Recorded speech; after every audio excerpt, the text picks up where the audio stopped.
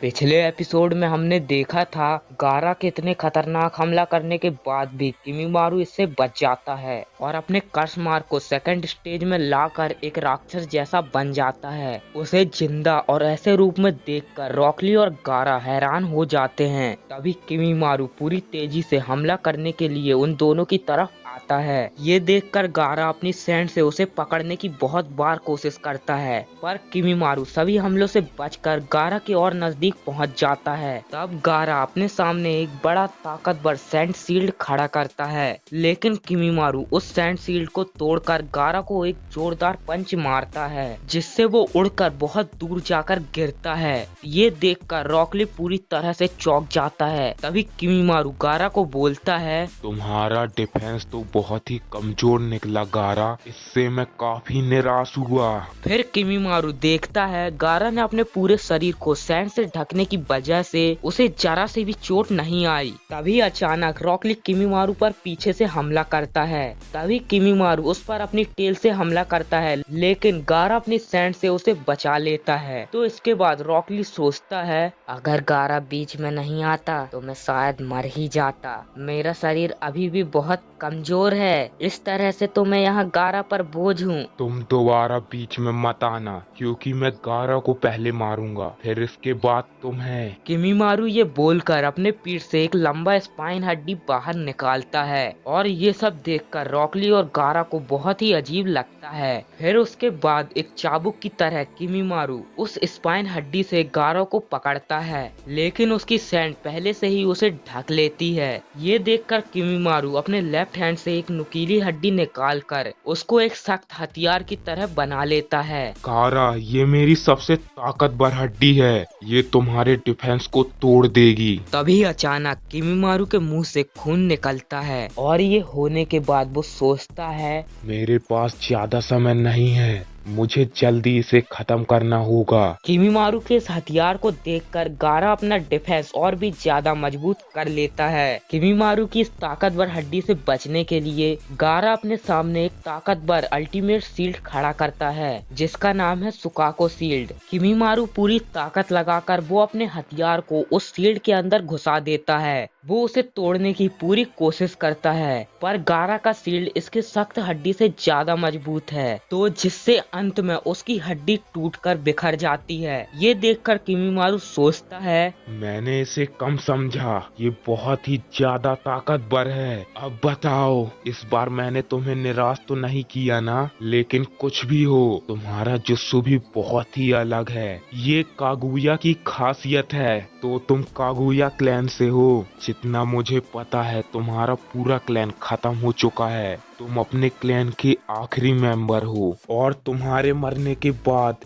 आज Kaguya clan पूरा खत्म हो जाएगा। ऐसा हो सकता है, मेरा पूरा शरीर कमजोर हो गया है, शायद मैं ज्यादा समय तक जिंदा ना रह पाऊं, लेकिन तुम्हें मारने के लिए उतना समय भी काफी है, क्योंकि मैं अकेला नहीं हूँ। मैं समझा नहीं, तुम अकेले नहीं हो से तुम्हारा क्या मतलब है? मेरा अस्तित्व लॉर्ड ओरोचिमारू के इरादों में बसा है। ओरोचिमारू, हाँ, उसने तुम्हारा अच्छा ब्रेन वॉश किया है, तुम बस इस्तेमाल हुए हो और कुछ नहीं। ये बोलकर गारा एक जुस्सू करता है, जिससे किमीमारू जहाँ खड़ा है वहाँ सैंड से एक दलदल जैसा बन जाता है और किमीमारू इसके अंदर धंसता जाता है। वो इस दलदल से बाहर निकलने की पूरी कोशिश करता है, लेकिन वो जितना अपने शरीर को हिलाता है वो उतना ही और अंदर धंसता जाता है। तो इस तरह से किमीमारू सैंड के बहुत अंदर पहुंच जाता है। तो इस जुस्सू के खत्म होने के बाद रॉकली बोलता है, तुमने कर दिखाया गारा, इस बार मैं श्योर हूँ वो पक्का मर गया होगा।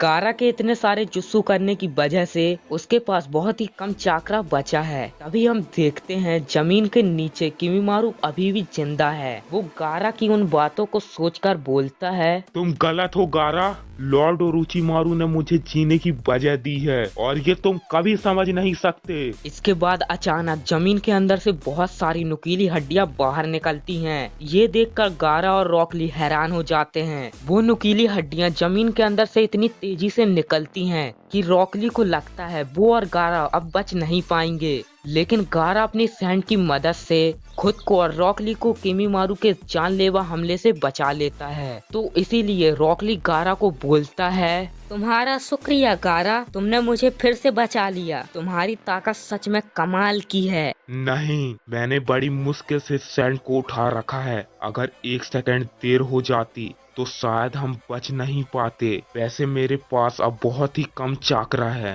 वो दुश्मन बहुत ही जिद्दी था, पर इस बार ये खत्म हुआ। तभी उसके पीछे एक आवाज आती है, नहीं गारा, मैं इतनी जल्दी खत्म नहीं हो सकता। किमीमारू अपनी वही खतरनाक हड्डी के साथ बाहर निकलकर गारा पर हमला करने जा ही रहा था, लेकिन उसी वक्त उसके मुंह से खून निकलता है और इस बार फाइनली उसकी जान चली जाती है और ये लड़ाई यहीं पर खत्म होती है। गारा और रॉक ली किमीमारू के मरने के बाद एक सेफ जगह पर चले जाते हैं। तभी दूसरी तरफ हम देखते हैं नारुतो अभी तक सास्के का पीछा कर रहा है। उसका पीछा करते करते वो फाइनली लैंड ऑफ फायर की सीमा से बाहर आ ही जाता है। उसके बाद वो देखता है कि सास्के एक गुफा के अंदर चला जाता है। उसे जाते देख नारुतो भी उसी गुफा के अंदर जाता है। अंदर अंधेरा होने की वजह से नारुतो चिल्लाकर बोलता है, सास्के इस तरह भागो मत, तुम क्या करने की सोच रहे हो? हाँ, क्या है तुम्हारे मन में? नारुतो को तभी सास्के के हंसने की आवाज सुनाई देती है।